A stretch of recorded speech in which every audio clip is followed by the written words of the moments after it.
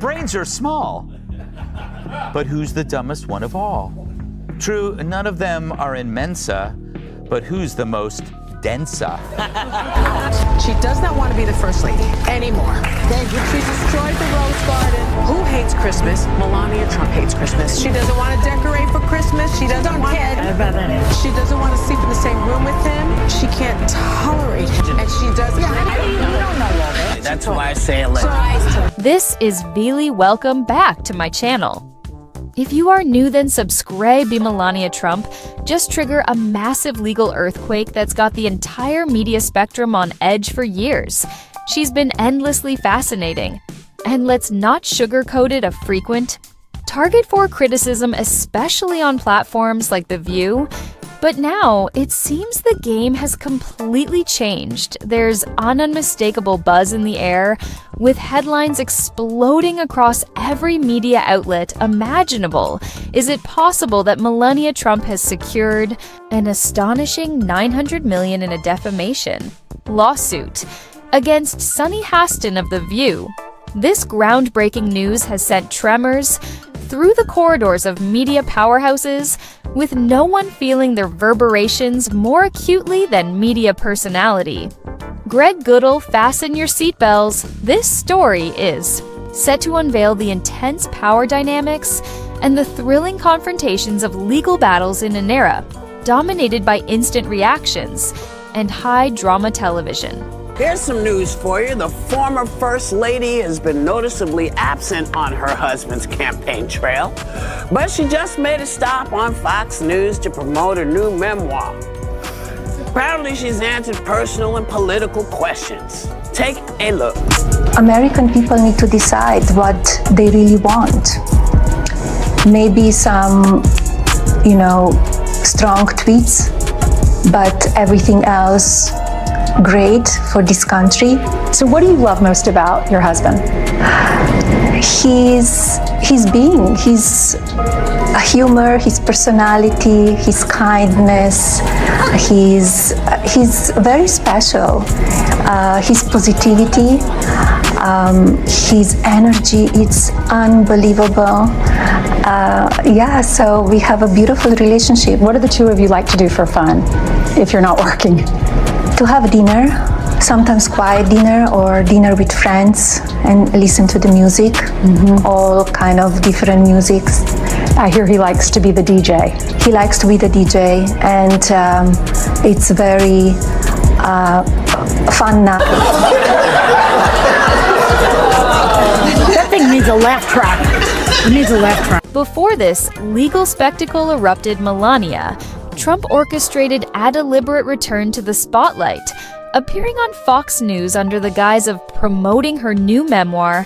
This appearance seemed like the usual media engagement, typical of a former first lady, as she discussed her husband's wit, his impactful tweets, and their peaceful evenings enjoying music. The entire engagement was meticulously planned, but was this composed appearance merely a facade?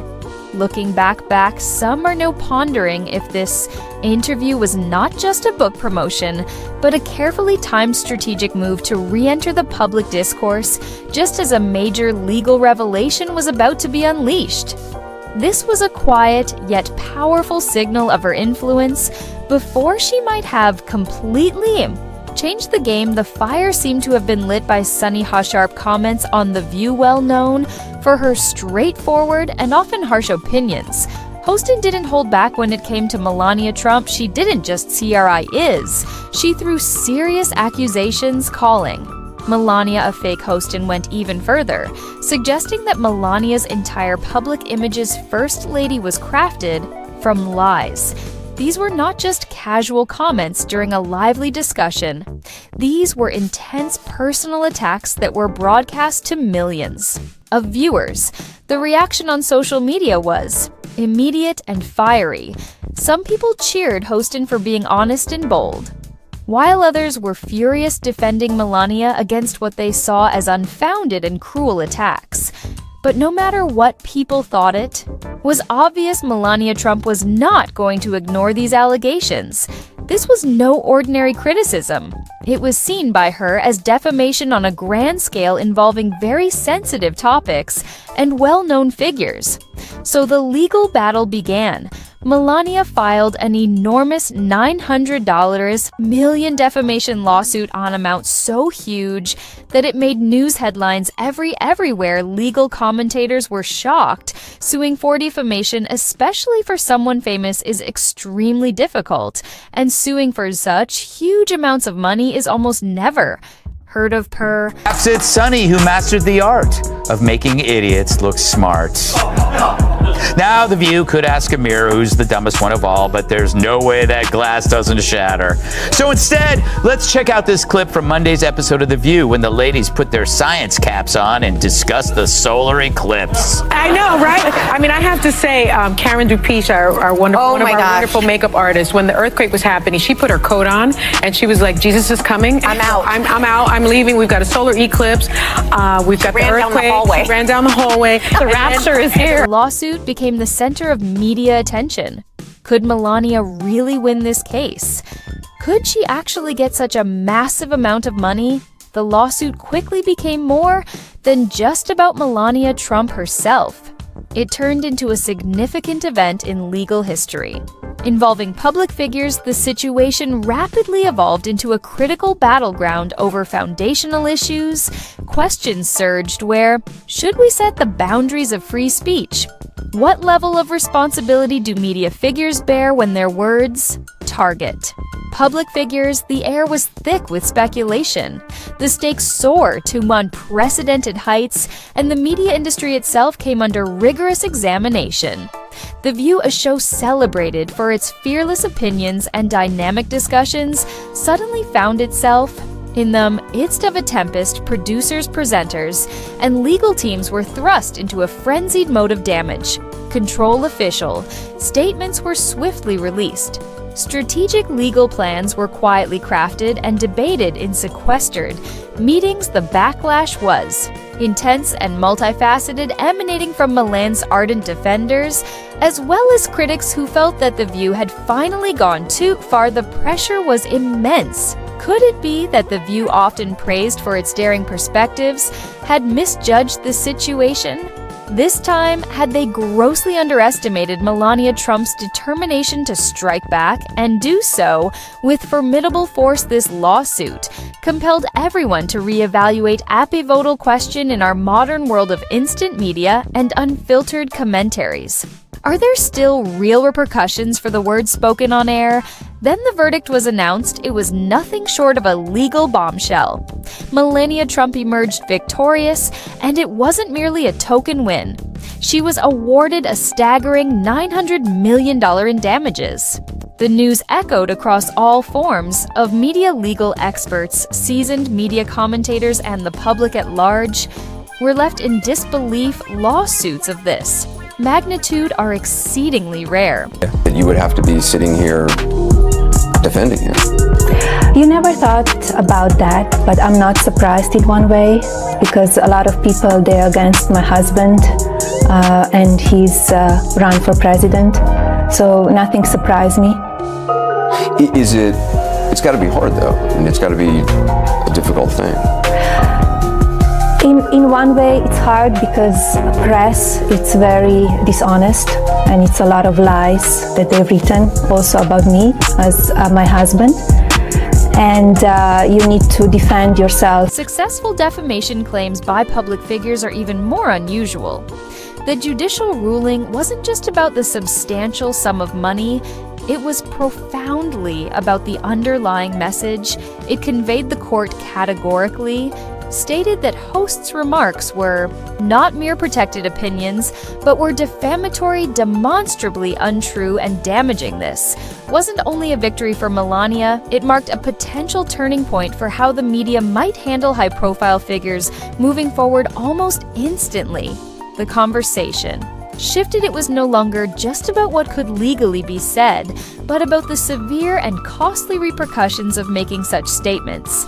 And their Greg Gutfeld, a commentator known for his unapologetic and often provocative commentary, Goodell didn't merely respond to the news, he unleashed a torrent of remarks across his social media platforms and on his shows, he celebrated Melania's victory with fervor and a bit of vindication for Gutfeld. This wasn't simply a legal win, it represented a significant blow to The View and a stern warning to the broader media. However, Gutfeld's commentary didn't stop with celebrating the lawsuit victory, had delved deeper into its implications, suggesting that this case could redefine the power dynamics between public figures in the media. It was a sweeping condemnation of what he perceives as rampant media hypocrisy, a culture in which certain personalities and outlets believe they have the carte blanche to launch attacks without facing any repercussions. Good. Feld singled out The View and hosting in particular as quintessential examples of media figures who carelessly speak about individuals they barely understand. For Gutfeld, Melania's legal triumph wasn't just a courtroom victory, it symbolized the David versus Goliath scenario for anyone who feels unjustly vilified by what he calls the mainstream media, and Ace expected Gutfeld's incendiary commentary sparked even more discussion, fueling the already intense controversy surrounding the case. The aftermath has turned into a vortex of speculation and vigorous debate. Milan supporters have celebrated the ruling as a significant blow against media prejudice, hailing it as a definitive moment of accountability. On the flip side, critics expressed concerns about a potential chilling effect on free speech, fearing that this precedent might encourage a flood of defamation claims, which could in turn silence necessary dissent. I have to say, I was surprised when she mentioned his sense of humor. But I'm going to leave that alone and ask y'all the question, will the candidate's spouses getting involved like she just did? What? That's what it says. That's what it says. And you know, this is my job, so I'm reading it. Yeah. As I said, as she just did, will it make a difference here? Well, I think when you hear Doug Emhoff, the vice president's, husband, speak about their relationship, legal scholars are meticulously analyzing the decision, pondering its long-term impact in similar future cases. Questions are swirling. Will The View alter its editorial stance? Will this embolden other public figures to pursue similar legal actions? And what does the future hold for Melania herself? Will this victory encourage her to take on a more prominent role in public discourse, using her legal success both as a shield and a weapon? Or will she continue to focus on her legal strategies, possibly even stepping further into the political arena? One thing is crystal clear: the staggering $900 million verdict has irreversibly shifted perceptions of Melania Trump. Has Melania Trump's decisive legal victory over The View fundamentally redefined the boundaries between public figures and the media? Are we on the brink of an era marked by heightened media accountability? Or are we stepping into a time where public discourse might become more measured, perhaps overly cautious? This issue goes far beyond just one lawsuit or the narrative surrounding a single form of First Lady. It cuts deep into the fabric of our societal norms. It's about the future of free speech, the potent influence of celebrities, and the continually evolving dynamic between those who find themselves in the public eye and those who scrutinize them from the sidelines. The air is now rife with questions. Could this legal triumph mark the beginning of a significant shift? Has Melania Trump fundamentally altered the landscape of media and public interaction? As you reflect on these questions, don't forget to engage with our content. If you found this analysis insightful, please click that like button, subscribe for more in-depth discussions.